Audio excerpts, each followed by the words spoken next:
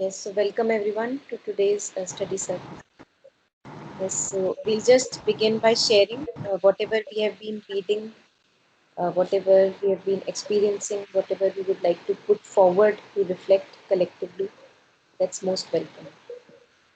Chitraji, would you like to start first? Yeah, this is about again that prayer, no? Son, I'll read that first. A question from a sadhaka or sadhika, I don't know, to mother. There is something I have often wondered about. When one prays to the Lord, when one wants to make him understand, but something is wrong, I always have the impression that one must concentrate very hard and that after all one is calling to something far away. Is that right? Mother's answer, that depends on us. Now I can feel him everywhere, all the time. Even a physical contact, it is subtle physical, but physical in things, in the air, in people, in like this. Mother presses her hands to her face. And then it is not far to go. All I have to do is this. Mother turns her hand slightly inwards. 1 second of concentration. He is there. He is there. He is everywhere. He is far away only when we think he is far away.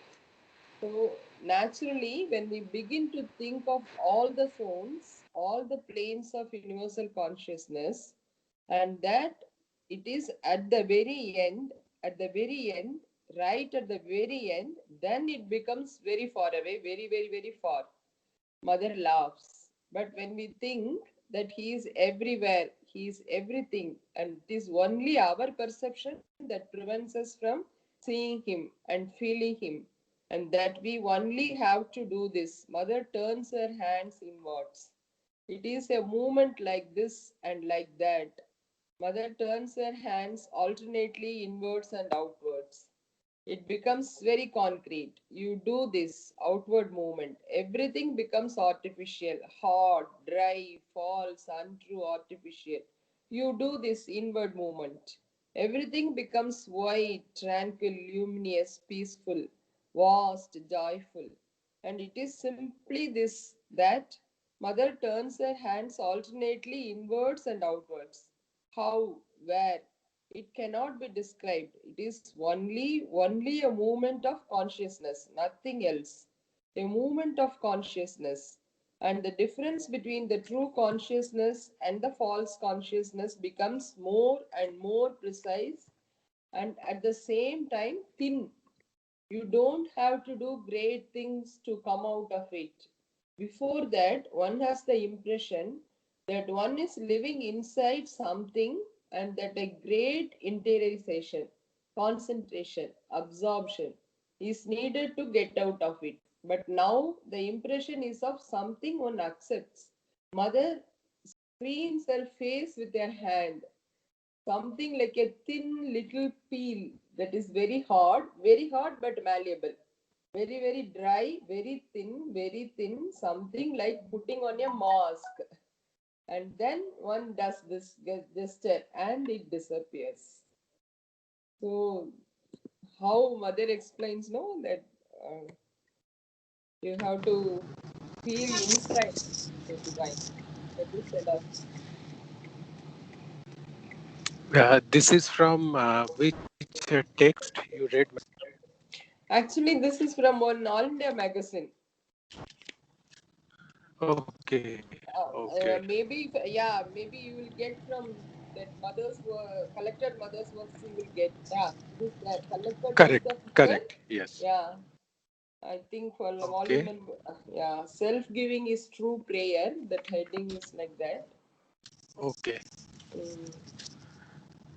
Another thing also very appealing to me actually. As for the prayers, the fact of praying and the attitude it brings, especially unselfish prayer for others, itself opens you to the higher power. In this, we have to notice very important thing is even if there is no corresponding result in the person prayed for,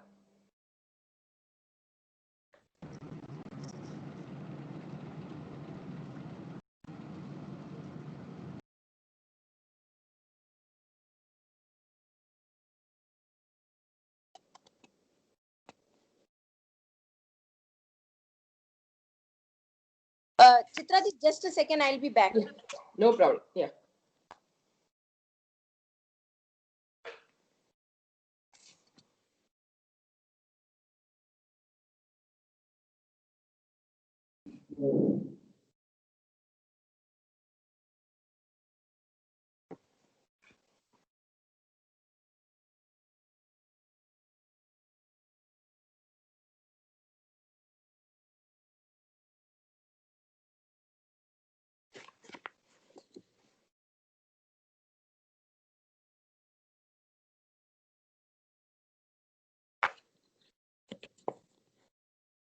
Yes.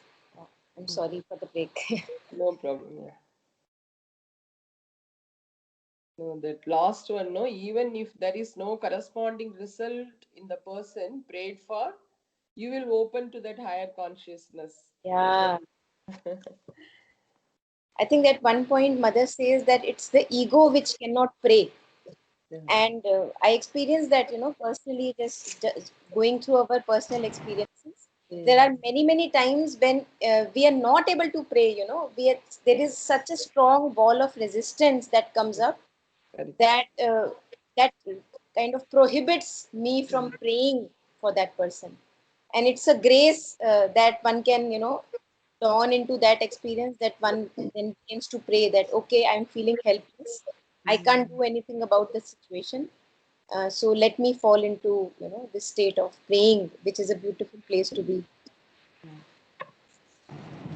Yes, I think what both Chitradi read and Monica ji said is very true. And I have felt a simple prayer at times bring great peace and calmness.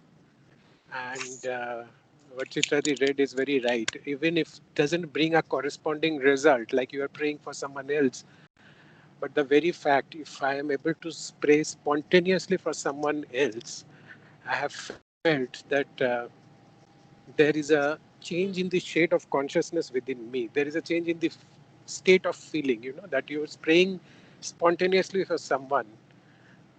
Very simple prayer. Probably that's the best at times that we can do. Yeah.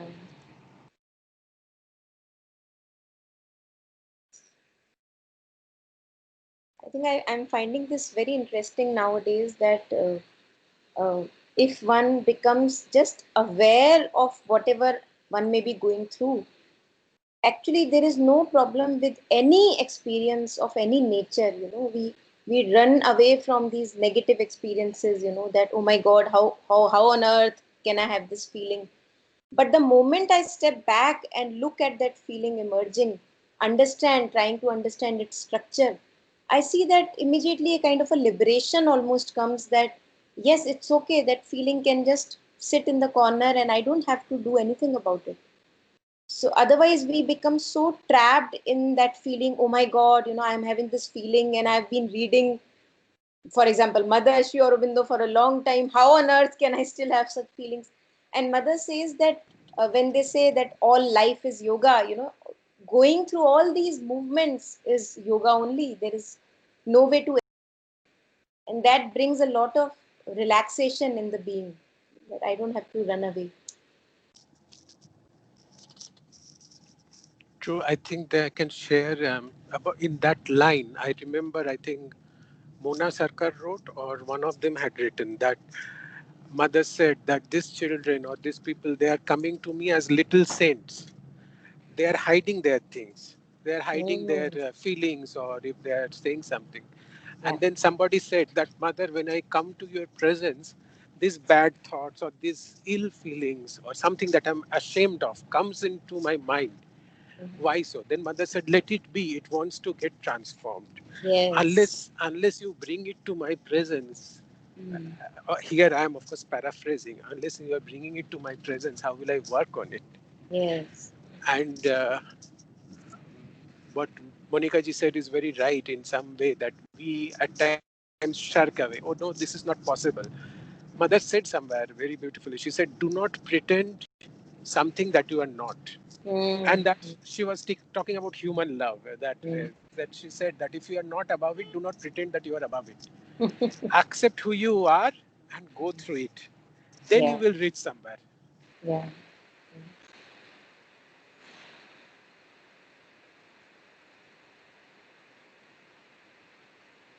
Yeah, these are the beautiful things we find only in this path, I think, actually.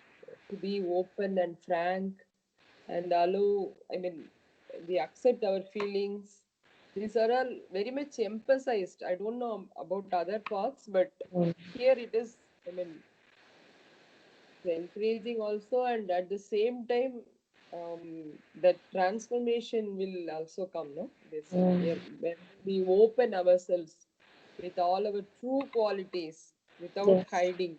Yeah. yes, yes. So I'll just maybe, yeah, Hmm. share something which I've been reading.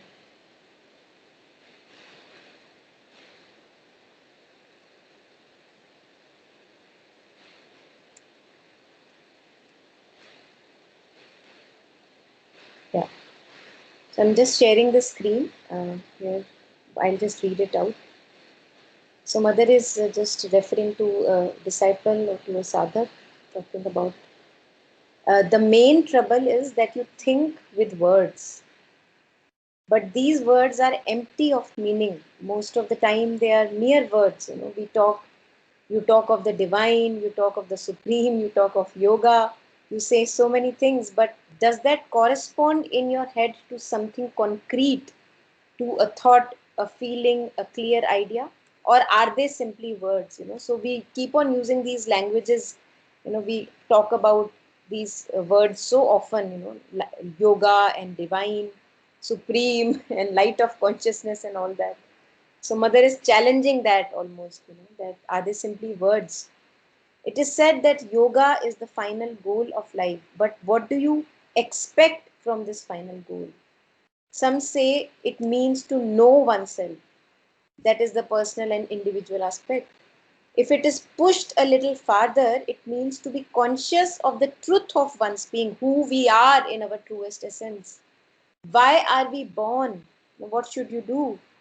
And if it is pushed still farther, you may become conscious of your relations with other humans, human beings. And a little farther yet, you may ask, what is the role, the aim of humanity in the world? Yet again, what is the condition of the earth from the psychological standpoint? What is the universe? What is the goal? What is its role? In this way, you move from stage to stage. Finally, you see the problem in its totality. So, we start to look at the bigger picture then. You must see the thing, the experience behind the words. Here we speak of yoga, but elsewhere one can speak differently. One may say that I am seeking my raison d'etre, you know, the reason why I am here, uh, the purpose of life. Those who have a religious bent may say, I want to find the divine presence. So there can be different words that one may use. There are 50 ways of saying it. But it is the thing which is important. You must feel it in your head, in your heart, everywhere. It must be concrete and living. Otherwise, you cannot advance. You must come out of words and get into action, into experience, and get into life. Now, this is quite a big paragraph and not going line by line. What pulled my attraction here, and please keep sharing if anything pulled you, that, you know, often we get lost in concepts about spirituality. That's the biggest thing that personally bothers me a lot, that one may be reading, and reading is beautiful, studying is beautiful, but owing to the fact that we live mostly in the mind, in the head, in the stories of my life and what is to become come in my story, you know, the thing is that we, as if we run away from the present experience of life, who I am in totality, my inner movements, as you were sharing, Chitraji, in the beginning, you know, that mother is saying that turn inwards, just a little click. You know, the outer experience may be of jealousy or whatever. The moment you turn inward, the moment you station yourself in the awareness, then all the movements become a study, become as an experiment. And that is where mother, the last line that the mother shares here is, you must come out of words, get into action, get into the experience, get into life. So mother is not saying get into philosophy. Mother is saying get into life. So studying concepts and philosophy, we may not miss out on the very life that we are, because that is the gift from the divine. We the whole movements of our being, the thoughts, the feelings, the impulsions, the subconscious, the unconscious, these are not to be shooed away, these are to be welcomed and to be understood. So the more I remain more and more in with my movements and trying to understand like a scientist understands things, then these words of the mother also become alive for me. They are not just mere concepts. As Sri Aurobindo says, that if you have to come to me, you come through the mother to me. So mother is that life, that light of consciousness that I put on my movements. Mother is present in me. Mother is not far away from me.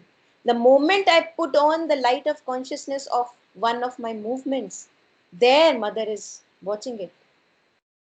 And whatever needs to be done will be done by the force of the mother. My job is to observe it in totality. My job is to not to hide it away, not to keep it in shadows, as Jishnuji was sharing, that bring it forward. And I see personally how practically I relate with mother is also in the thoughts, but when I'm looking at my movements of maybe jealousy, anger, hate, pride, vanity, lust, all these movements, the light that looks at those movements is the mother. That light is the transformative agent. Then I see that maybe I don't need to do much about these movements. They are fine where they are. And I can station myself in awareness of these movements. And the transformation naturally happens. I don't have to do about anything. Like effortless blossoming them. Yeah. That word, no, you must feel it in your head, in your heart, everywhere. That attracts me actually. Not you must. Yeah. Yes. So in totality, it's Yeah. not like a split that it's only a mental calculation. The whole being is experiencing it. Yes.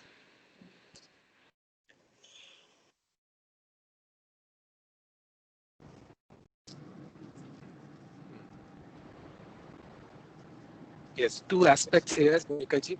One aspect is about embracing the word from this passage which you read, or rather the commentary that followed from you. So one aspect is the embracing the world and not running away. And the more I read Sri Aurobindo, and of course Mother, the more I see Sri Aurobindo often is saying more and more that this world, if Brahma is all, this world is also Brahma. He has created this for a purpose, and we should not shun it. Even in Adventure of Consciousness, I was reading Satprem, of course, he was also writing as an extension of Shiva. He said that if you neglect matter, matter will take its revenge. And that happens to everything. If you neglect health, that is a physical body, it will take its revenge. If you neglect emotions, that emotions will take its revenge. How we become miserable? We will have to embrace this life and transform it and not run away from it. That is the first aspect. And as I go deeper and deeper, I study them more, the more this message resonates. It's the like all life is yoga. This is like the headline of integral yoga as I see. And the second aspect is, as you said, awareness. And a couple of days back, I was reading, and Mother said, when somebody says that I am miserable, he is no longer miserable because he is aware that that person is miserable. When somebody is saying, Mother is another place, when somebody is telling Mother that I have a lot of defects, Mother said that's the beginning of transformation, correction. To know that what you have to correct, you have to be first aware of it. And what you said is very painful. When after looking at ourselves, probably for a long time, the questions come up. What are we doing in this yoga after such a long time, such emotions, such actions, such parts of mind are still there, but it will be there because we are humans. And the best way is to be aware, to open them to the light of Mother and Sri Aurobindo. And as Chitradi also said, pray for them that let this get transformed, let this not bother me. Beautiful. Another line, another thing I read, very short sentence, but I felt it's very beautifully. Mother said it to some extent, slightly linked to it, not fully. She was talking about confusions, and she said confusions is nothing but conflicting desires. If you are say I'm confused, that means because you have two trains of desire which are conflicting with each other. If you are seated in your psyche, or if you exactly know what you want, what, or if you accept, that is the surrender, that whatever is happening with you is fine, then you have no confusion. Beautiful. Yes, yes. I think two things I want to maybe reiterate from what you shared. One thing is this: when I become aware of a confusion, when I become aware of my misery, the thing that you said, I think that has a lot of power. That I am not my misery in that moment. I am a bit distanced from them, and there lies true liberation. I feel, that yes, as if I am the ocean, and there are waves. Sometimes a wave of confusion comes, and the moment I see that, oh, it's just a wave, I don't have to shoo it away, because ocean will not shoo away its waves. Ocean will own it in its magnanimity, that yes, it's okay, the confusion is allowed, it must be there for a reason. I don't have to shoo it away. And then the moment anger comes, and sometimes I'm able to see anger for what it is, sometimes I'm caught unaware and the anger follows its trail. So I'm following the impulsion of anger, and I'm angry and caught unaware, everything happens. And the moment I contemplate over what happened, I see that okay, anger happened. What we do is, because we attach too much to the anger and not able to see it from a distance, then we fall into another trap of guilt. That how come anger happened, because I have been meditating, and so so called things. And again, if we go there, we see that there is, again, the mind is trying to make an image. If I have been meditating for 20 years, anger must not be there. Now where on earth this comes in picture? Who has told that after meditating for 20 years, 30 years, anger is no, like, you become a robotic machine, you don't have feelings, you don't have emotions? So nobody has said that, but it's just that we keep on picking up images about our spiritual reality, that when I am a spiritual person, I will no longer be having any emotions, I will be a detached person, all that. And I think this is just an image. This is, if I can say, this is trying to, as you were saying, Jishnuji, this is trying to shoo away the creation, the manifestation. The manifestation has put forward the light of consciousness, and it has also put forward confusion and darkness and the subconscious. And if I'm able to go through all the movements, knowing that I am the ocean and all these are just waves, then what can scare me? Even fear cannot scare me, because then fear will also be just a movement in my being. I will not become fear. The problem with us mostly is that we become fear. We are not able to detach from it. The moment I am able to look, step back from it, I see that yes, I feel fearful, and that's okay. I feel confused, and that's okay, because this is not who I am. This is not who I am. I am something much, much, much beyond than all that. And then one can go through life like a lion, if I can say, like a lioness, that nothing can stop you. Even if it's a bodily symptom, a disease can happen. Yes, I see that disease is there, I am feeling pain, it's a lot of suffering, yet I am beyond all that. So then we connect with the deeper strength within ourselves, also being talked about in Savitri, that Savitri connects with a deeper and deeper divine strength, knowing that she is much, much more than her pain. She's there for a mission. Yeah.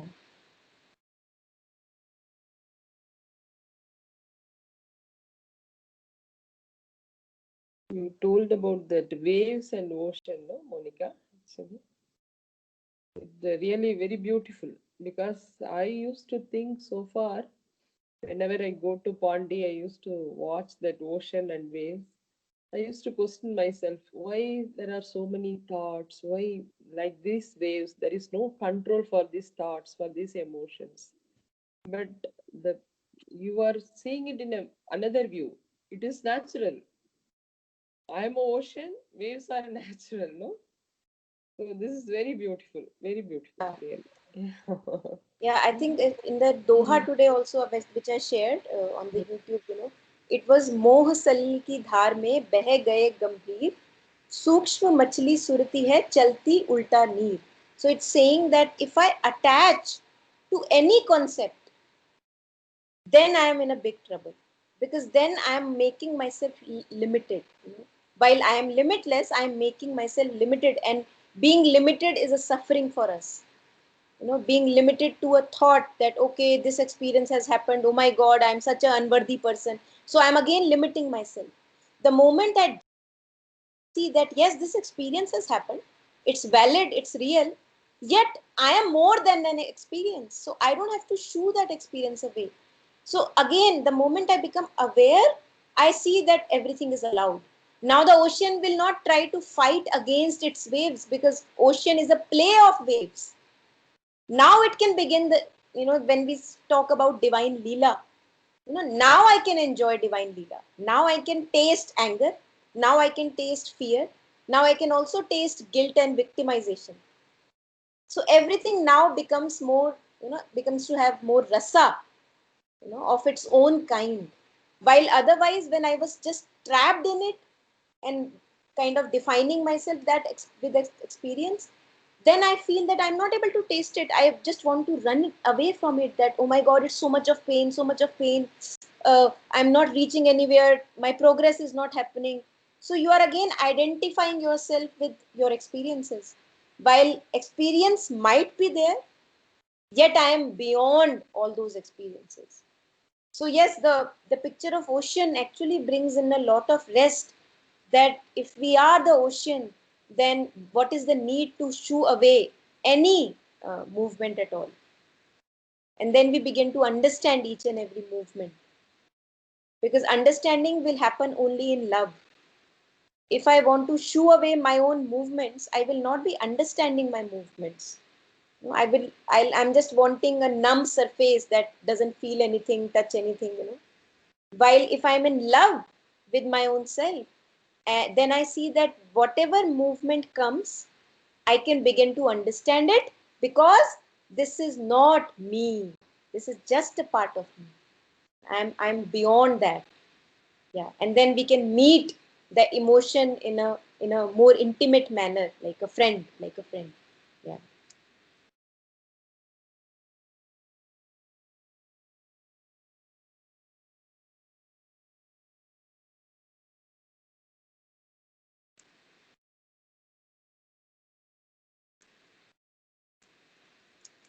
Now, this thing, there is a little short paragraph where Mother shares that each time you receive a blow from life, tell yourself immediately, I have to make a progress. And then the blow becomes a blessing. Now, again, relating it to what we were talking, if I am defining myself with the little experiences, I will not be able to take the blow as a blessing, because that blow will make me either less worthy or more worthy. So I'll keep on calculating, oh my god, this has happened with me, this means I must be very unworthy, all that. While the moment I see that yes, the blow has happened, yet I am not that blow, I am not defined by that blow, then I can make the progress, because I am not defined by the blow. And now I can meet the blow, the wound in its fullness, like a friend, I can meet it, because I am not threatened by the blow. My identity is not dependent on that wound that I am receiving. So it's beautiful to have this remembrance of our vastness, and but that's why I earlier sessions also I was sharing that many saints and sages have talked about remembrance. Remember who you truly are. The moment I remember, then every movement can become like an experiment. Even a blow can become a blessing. Yeah.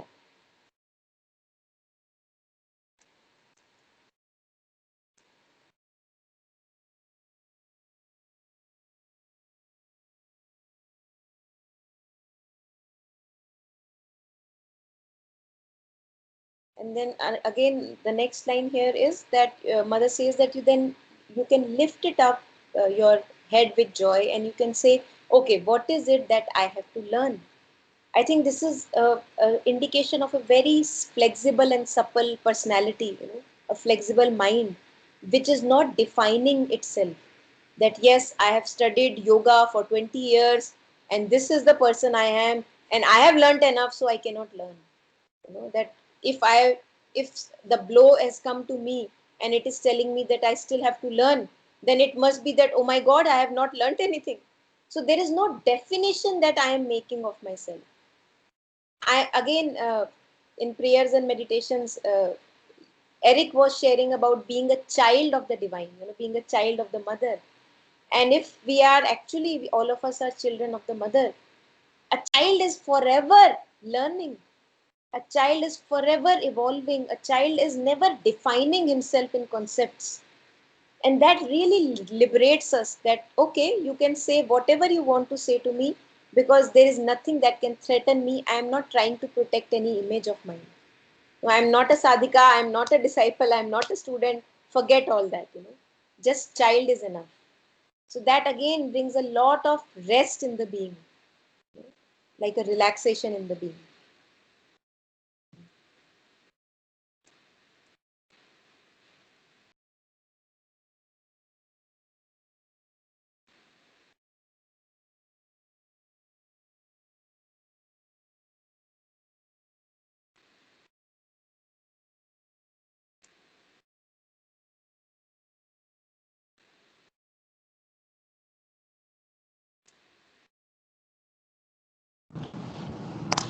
I guess one something which I can share about that, which came to my mind, like Mother and Sri Aurobindo in various places where they have gone into the concept of rebirth or the purpose of this life, and repeatedly they are saying that it is the psychic being coming each time to learn to perfect itself.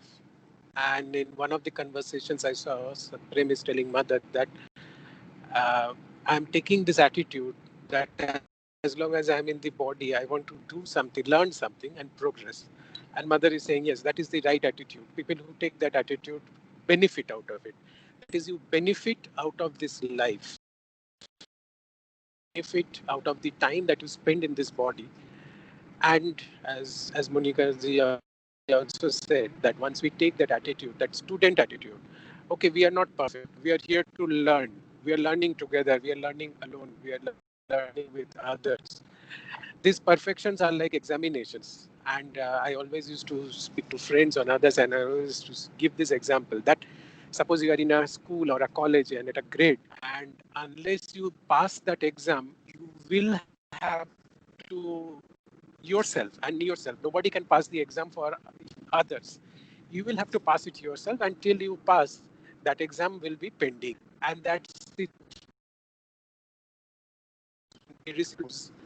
And Mother has somewhat extended that concept of blows also. She said that till we learn our lessons, those experiences come back. That is a painful experiences or suffering. Till the lesson is learned, or till the result is assimilated in our being, we continue to learn that. In material terminology, we can say that we become more experienced.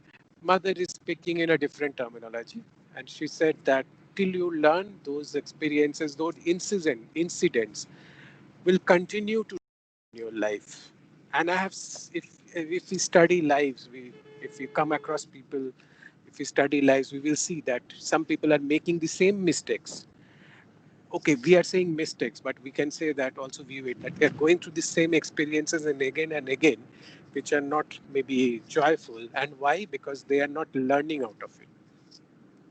So once they take it as a view, okay, this is something which I have to learn, and once they learn, those recurrences stop in their life and they move ahead as well.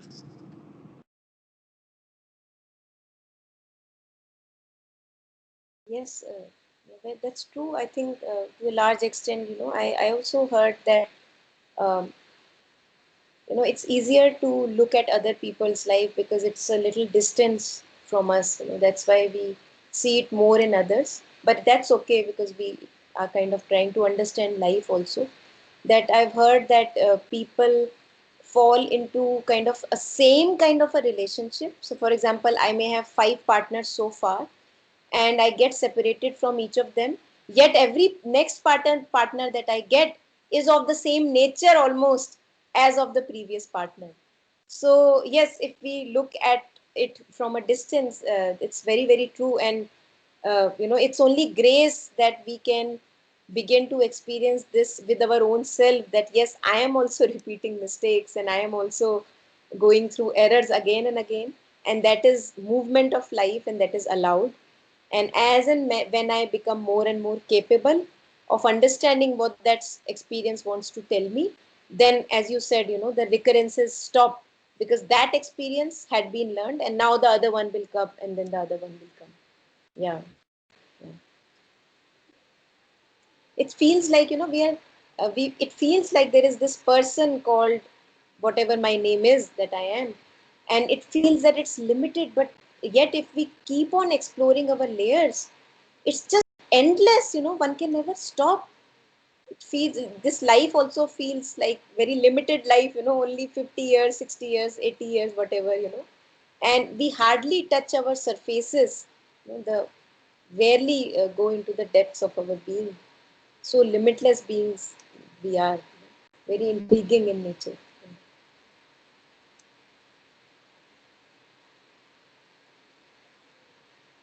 And feeling like a child to learn also, no? Even if you read little of Mother and Sri Aurobindo, if you try to follow a little of their teachings also, really you will feel very young inside the heart actually. Mm, Every time, yeah, it is my own experience. yeah. Every time, yeah, every time I will love to learn lot of things actually. Mm, mm, So it is beautiful. true. It is Mm. true. Keeps one young at heart, and Ah, young young in at, life also. yeah, Yeah. Because again, as mother says, that when all life is yoga, you are yeah, learning and unlearning through each yeah, experience. So yeah, one is not settling down. yeah. That usually we settle down in life, that okay, I've become this person and I cannot Mm, change, and that mm. becomes really boring for one to live. Yeah. Because I learned Bhagavad Gita, no, that only we all are children. I was the Hmm. only one person, elder person there, but Beautiful. I learned with them. It was Yeah. very beautiful experience. Those children, they will go ahead. I will be lagging behind again. Yeah. The pronunciation and that chanting part, everything. But they will enjoy. They will laugh and enjoy with me actually. Beautiful. Beautiful. Yeah. Very interesting.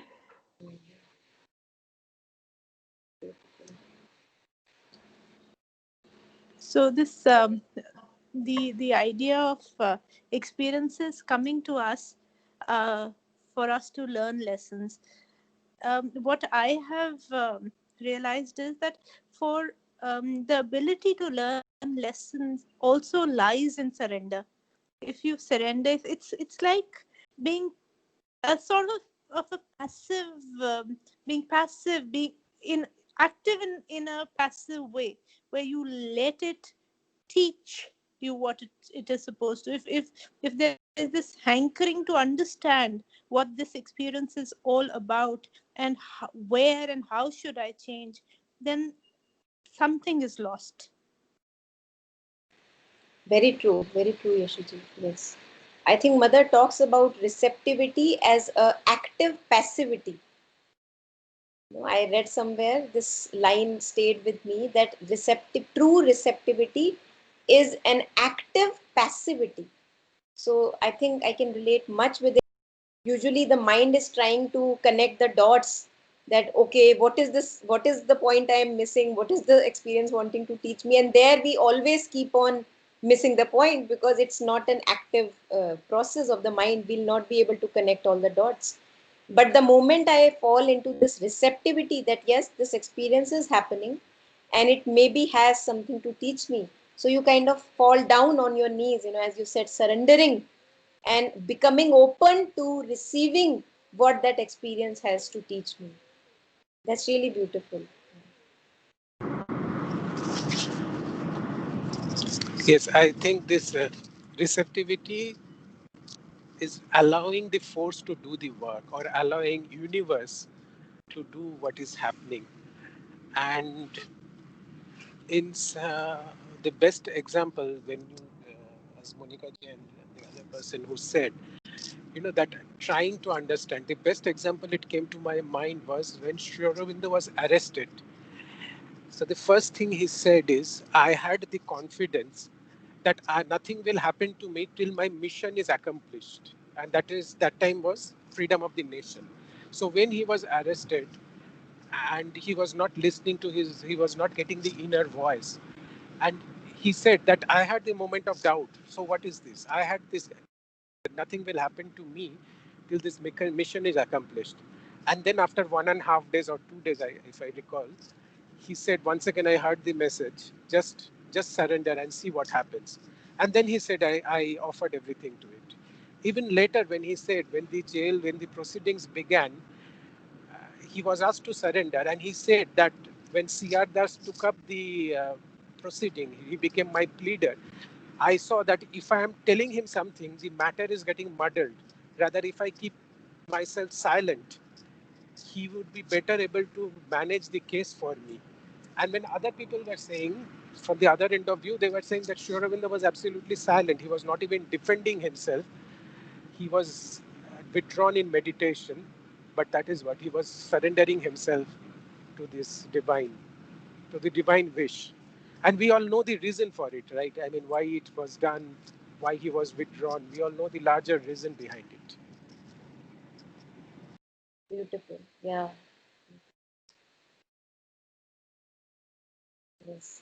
I think it's really interesting because when we look at these stories in hindsight, so now we have a full picture of why he was doing what he was doing. But the beauty is that for if we look at our lives, we may later have a larger picture, but right now we just have this little, dot point of time in front of us. And if that experience, reading about Sri Aurobindo's life, that how he was able to be in a surrendered state and allowing the things to happen, I think this is so beautiful and inspirational that we can also be in that state and go through experiences. Let them transform us in their own way. Let the force work on us, as Yashoji and Jishnuji were sharing. That usually we try to fight against these experiences. Not allowing them to work, as if that God is putting a hammer on me to carve me, and I'm saying shoo shoo shoo the hammer. I'm kind of trying to shoo it away. So yeah, it's really inspirational, these stories.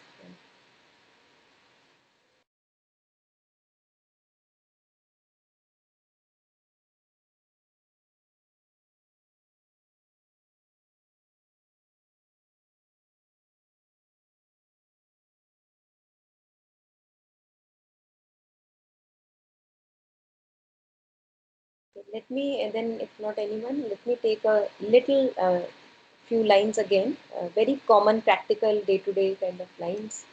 Where mother talks of meditating all the time, not to sit in meditation separately. You may do that, one may do that, but mother is saying that as if your whole being has become meditative, the life has become meditative.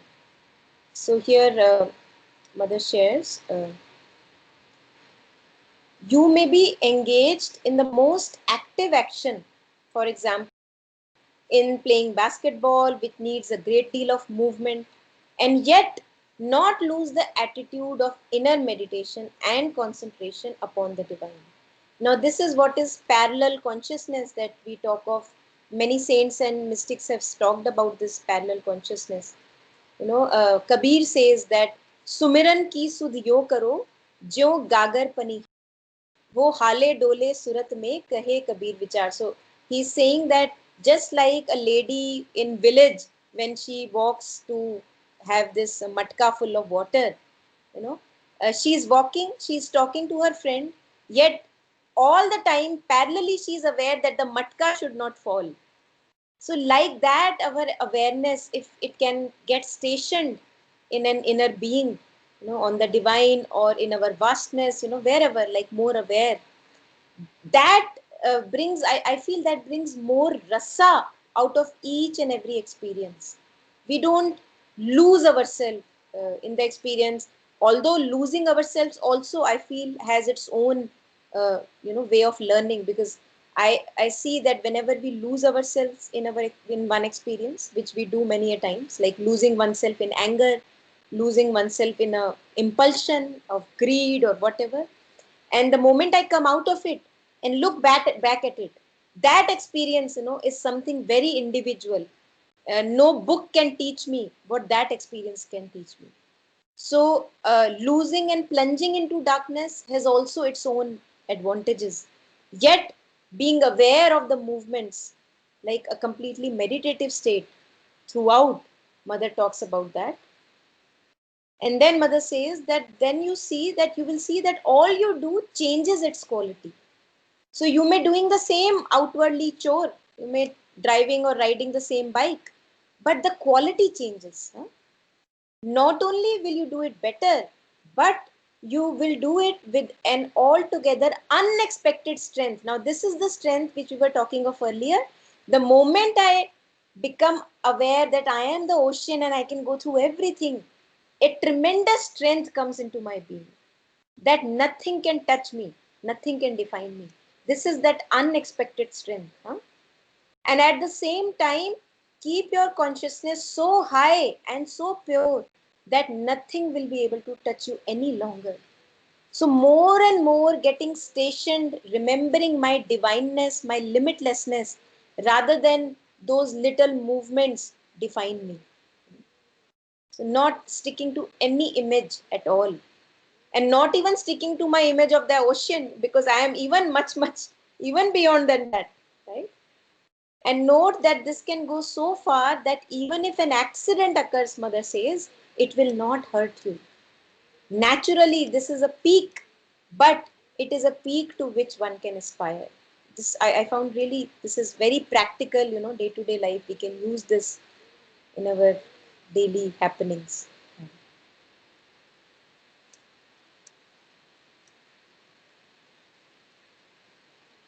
Because most of the times, many a times this happens that, oh, I'm so involved in the daily happenings and I don't have time for meditation, I'm not able to sit, and that becomes a trouble for us. So Mother is saying that there is no need. Make whatever you do as an offering, do it in a meditative state, and then nothing can stop you. You can't be even stopped in the jail, in the prison. In the meanest of circumstances you cannot be stopped. Yeah.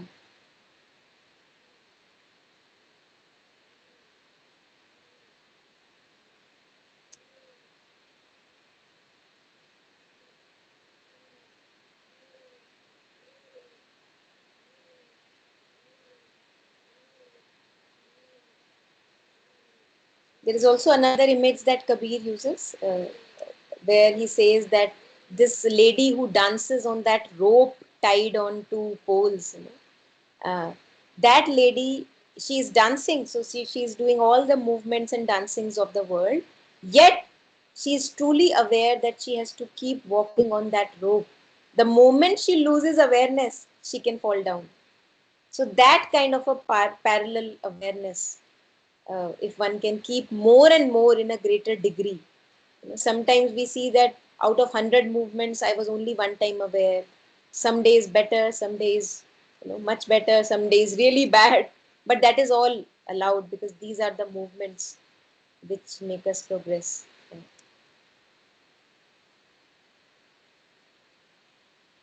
And another catch here is that that also can become an image of the mind. That, oh wow, I was able to uh, have awareness in 80 movements out of 100. And then the moment I make that image in my mind, next time when I'll not be able to do anything, then it brings me really down because I see that I've again created my image. So that experience has begun again defining my image. So this is the catch, that moha, the attachment to images that the mind has. That's really interesting to see.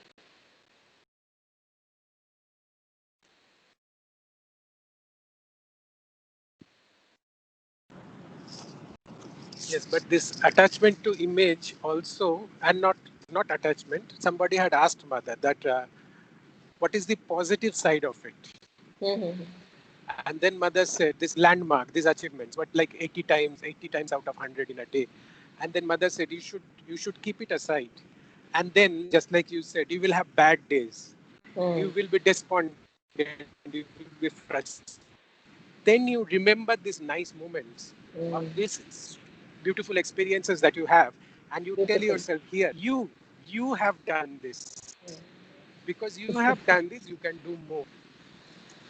So, of Yes. course, what you said is right. Not to get stuck with it, but to cherish it, keep it Beautiful. preciously Yeah. for a bad day when you So feel that's despondent. also there for a reason, you are saying. That's also there for Exactly. a reason. That's it Yeah. there for a reason. But do not get attached to it. What you are saying is right. I mean, I'm sure mother would never say that you get attached to it.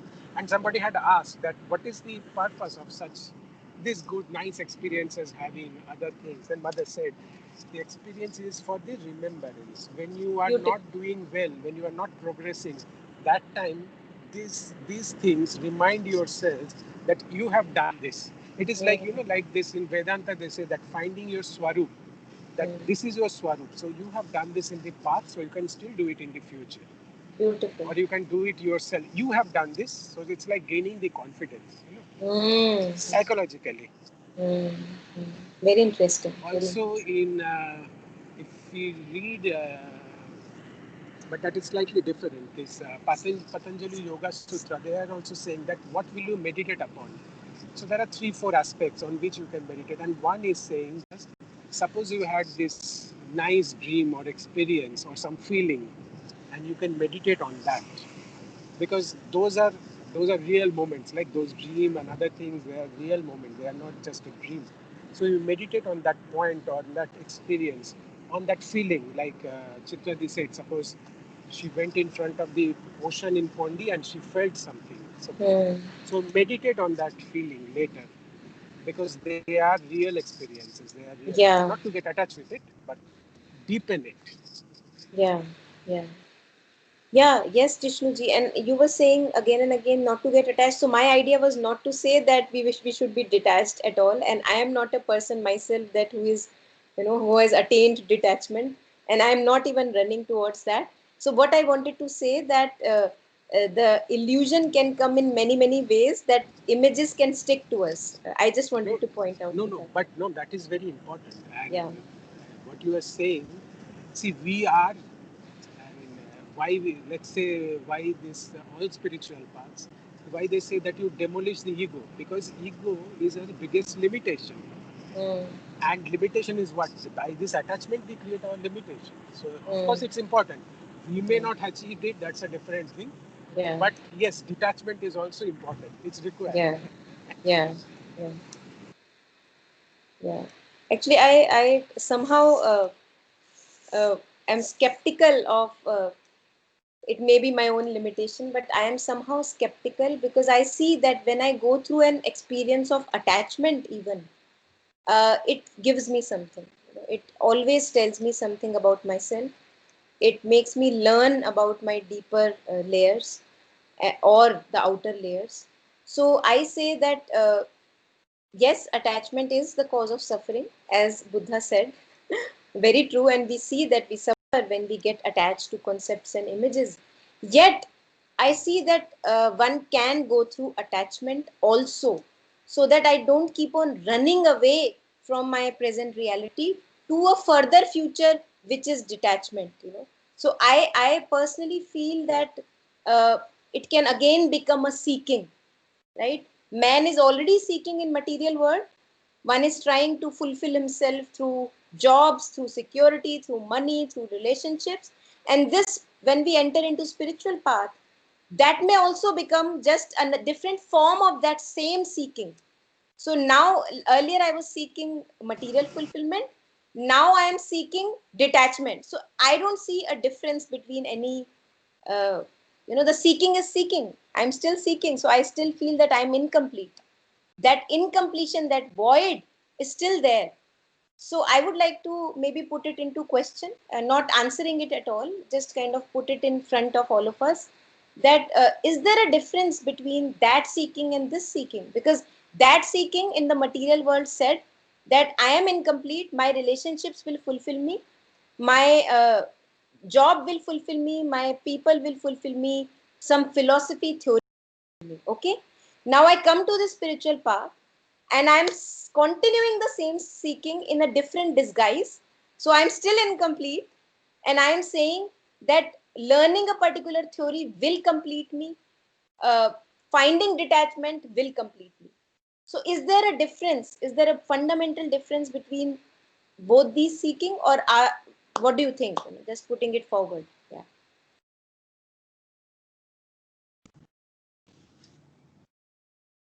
So, Monica ji, because I will share one experience, and because I had met somebody who had this question, who had answer, and through various literature of both Mother Shri Aurobindo, Sri Ramakrishna, this answer is there directly or indirectly.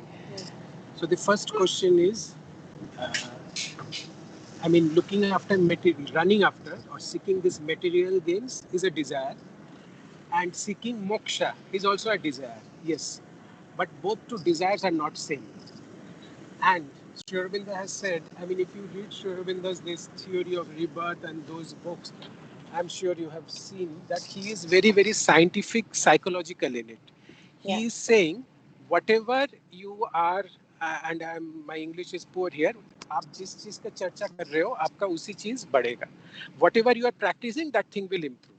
If you are seeking material gain, your material thing will improve. If you are seeking so-called spiritual aspect or philosophies, your that aspect or quality will improve. There is a natural acumen, of course. We can talk about it later. Everybody cannot be a good painter, but everybody can pursue some amount of art or something. So there is a natural acumen and there is a natural seeking for it. So, and Sri Aurobindo somewhere has said that all this is desire. We all know the three gunas are also there. But first, naturally, Raja is better than Tama and Satta is better than Raja. So the seeking after this moksha, seeking for this spiritual gain is Satta, Satta Gun. And then Sri Aurobindo and Ramakrishna Dev and I'm sure other Mahapurushas are also saying that you have to go beyond this seeking. Till you have this seeking, you have not perfected.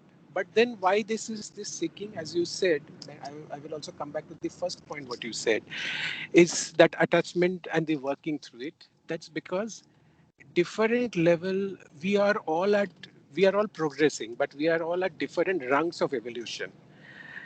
Just like you have graduated from a college, and my most of these experiences are like most of my examples are like school. We have all passed through nursery to grade 10, then 11, 12, then college. Yes. So all of us will have to go through and we have to graduate, but we are at different classes.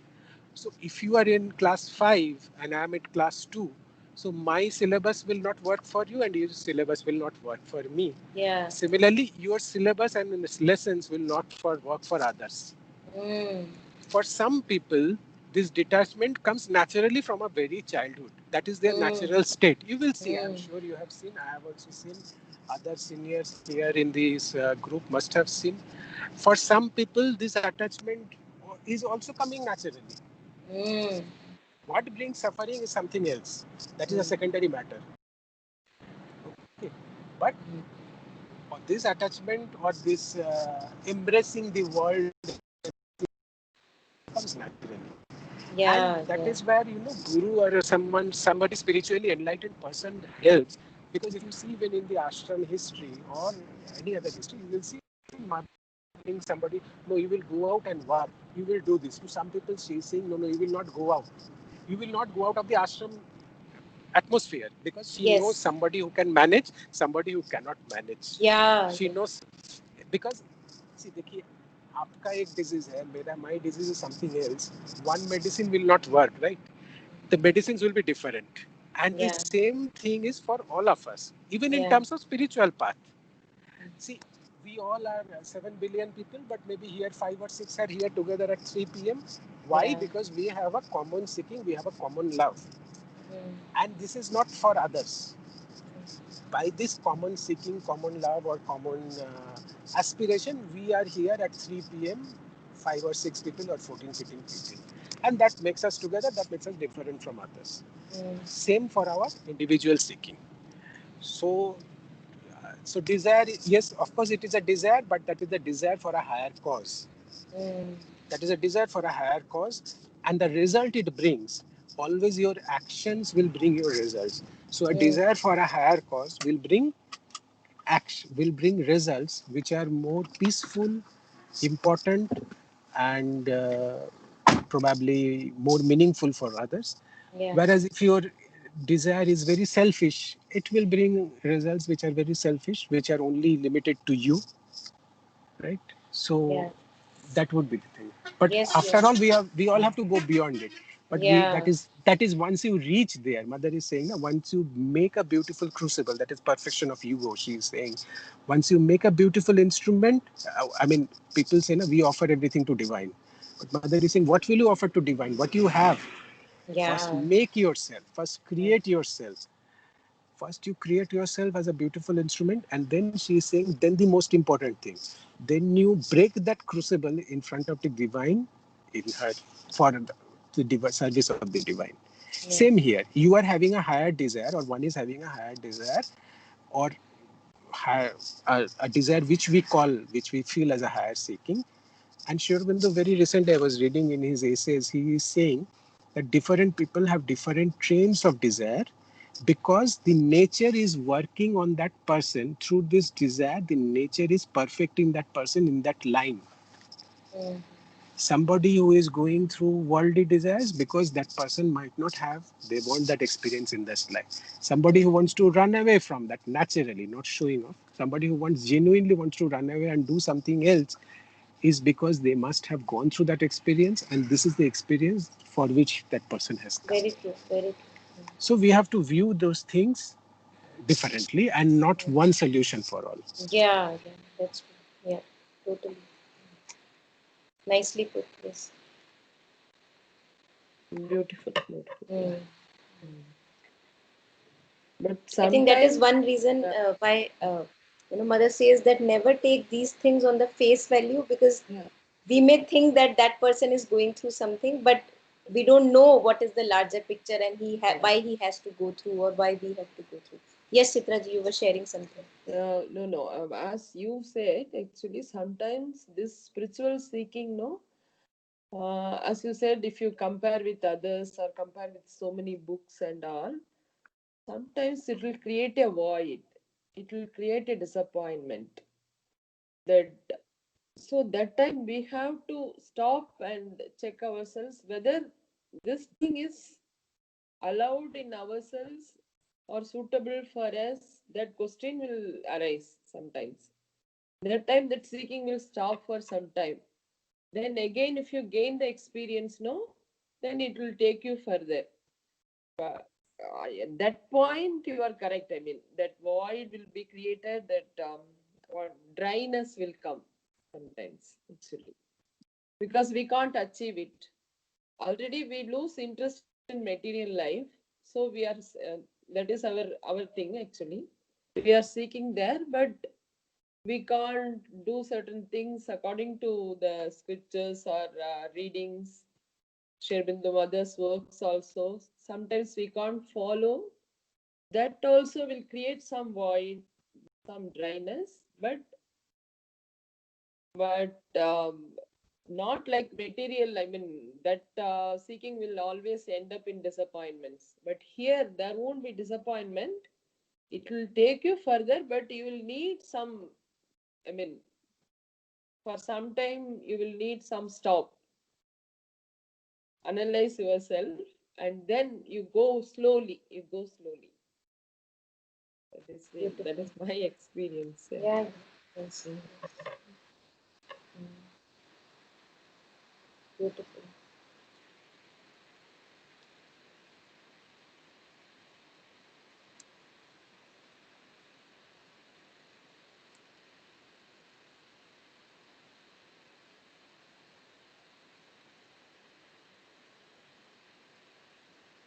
It's really interesting what Jishnuji you were sharing.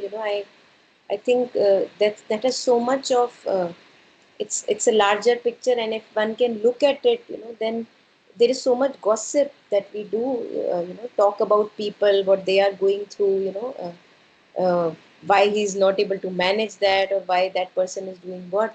And all that talk actually vanishes once we are able to respect that each and every individual has his own journey. And he's there.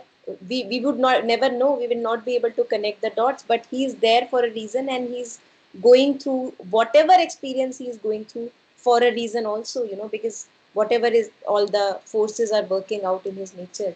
And just like that, we also kind of feel at rest with our own workings, because just like that person is allowed to follow his movements and understand in whatever depth he can, I am also allowed to follow the movements of whatever, the movements of my being, to understand in as much capacity as is available to me. And then one stops to, I think there is this judgment that continuously goes on in our head about people and our relationships. That really falls into place, because then I'm really relaxed that nothing is out of the place. Everything is, maybe I just know what is the larger picture. And that is one of the points which mother shares in her journey, when mother shares these 11 points, journey towards the psychic being.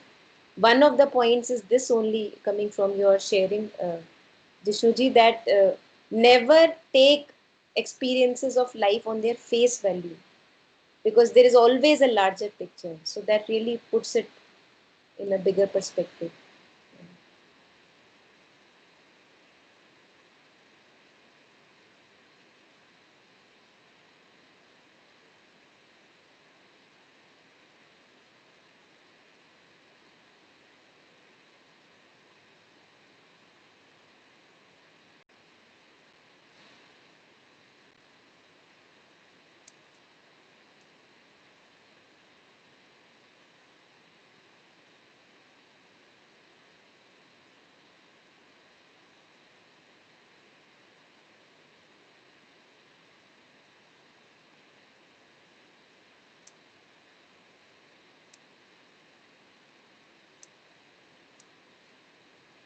This reminds me of one line from, I think, Amir Khusro, if I'm not wrong. He says, door को सुलझा रहा है और सिरा मिलता नहीं. So you are trying to connect, you're trying to kind of resolve a thread which is tied up with itself, and you don't have either ends of that thread. So how would you resolve? And this is how we try to mentally, kind of try to understand our life situations. Why did that experience happen, and why is this happening? And we don't have any end. We don't have any end. We don't have the other side of the picture. We don't have our side of the picture. And yet the mind tries to resolve situations, and most of the times we fail. And then one comes to surrender, when the ego kind of realizes that it's kind of, really, I can't go much far here. And then there is a relaxation that comes again in the being, that even when the unsortment is there, even when the confusion is there, I can be in a place within myself which is completely resolved and calm. I don't need to resolve that first in order to gain calm and peace in my being. So that really helps a lot, especially when one is going through a challenging phase where the ends are not meeting and connects, the dots are not connecting.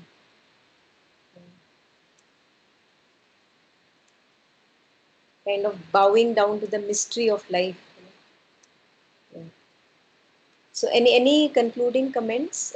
Each one of you, Ram Kumarji, Yasho, Jishnuji, any concluding remarks? I think we can close now, if not anything.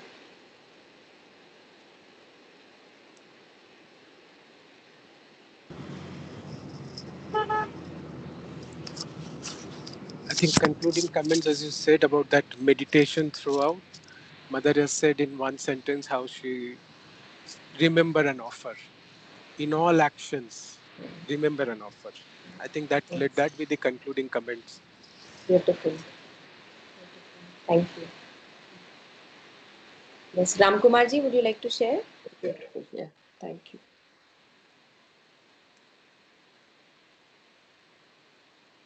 Okay, I think. So Ram Kumarji, I don't know if you want to speak. I can't hear you at all. Me now? Yes, now maybe your voice was visible now. Sorry, audible now. Now it's gone again.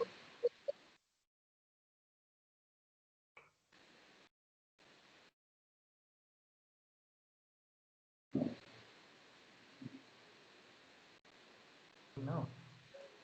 Yeah, somehow it's coming and going, coming and going. Now speak. I think now it will come. Is it okay now? Yes, yes, now we can hear you. Yeah. I just had one point last teacher. Recently, in a similar forum, the other person was giving an example. So that was really appealing to me. So in a large industry, many times the person who is working on the ground in the lowest hierarchy, many times he does not know why he is doing that job. He'll be doing it throughout the year, but he'll not be never like he'll not be knowing why he's doing that job. Only the person at the higher level, he knows why he's doing that job. So it was very that example was very appealing to me. So it is just the same thing what you were saying now. Yeah. I just wanted to share that and no other points for me. I was just listening to all the discussion. Thank you. Thank you. Thank you for sharing. Beautiful.